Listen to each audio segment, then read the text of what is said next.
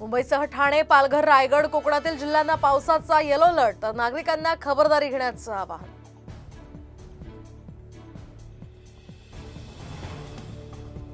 सांगलीतल्या कृष्णेची पूरपरिस्थिती नियंत्रणात, अफवांवर विश्वास न ठेवण्याचं प्रशासनाचं आवाहन.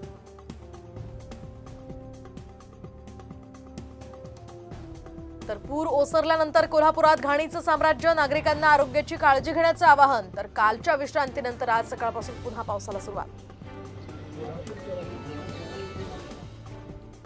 नवी मुंबईतल्या वेलापूरमध्ये इमारत कोसळून झालेल्या दुर्घटनेतल्या मृतांचा आकडा 3 वर, तर बिल्डर विरोधात गुन्हा दाखल.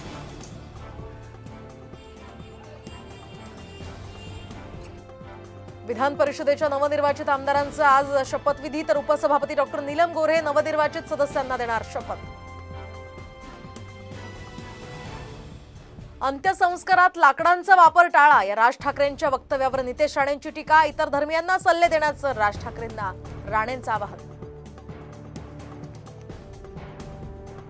क्रॉस वोटिंगचा प्रश्न विचारताच काँग्रेस आमदार जितेश अंतापूरकरांनी काढला पळ. नांदेडमध्ये नियोजन समितीच्या बैठकीनंतर आमदारांची धावाधावा.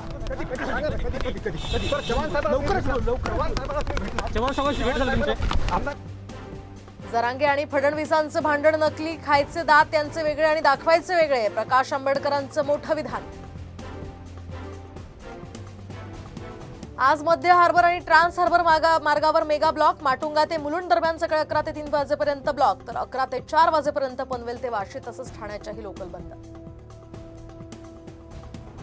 डेंग्यू हिवतापानंतर मुंबईकरांना स्वाईन फ्लूचा विळखा. रोज 20 ते 25 जणांची नोंद, तर आरोग्य यंत्रणा आता अलर्ट मोडवर. भारताच्या मनू भाकरचा 10 मीटर एअर पिस्तूलमध्ये अंतिम फेरीत प्रवेश, तर तब्बल 20 वर्षांनंतर महिला नेमबाज अंतिम फेरीत.